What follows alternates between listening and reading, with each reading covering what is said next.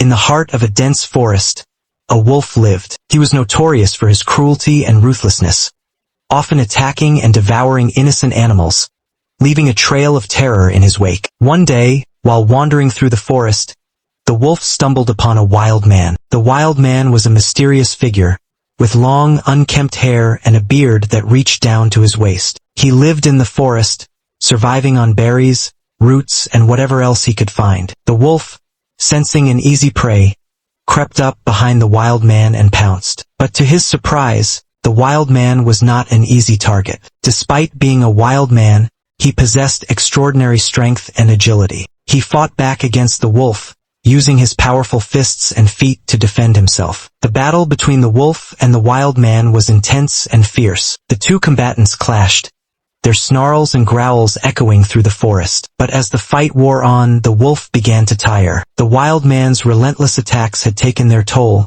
and the wolf stumbled backward, his eyes blazing with anger and frustration. As the wolf retreated, the wild man stood tall, his chest heaving with exhaustion.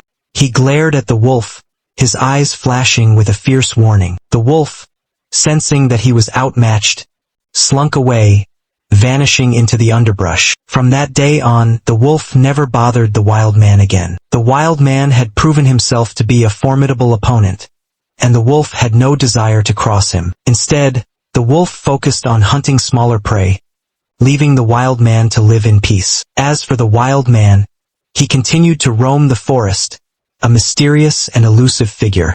His encounter with the wolf had left him shaken, but it had also taught him a valuable lesson. He had learned that even in the wild, there was strength in standing up for oneself, and that sometimes the most powerful weapon was not teeth or claws, but courage and determination.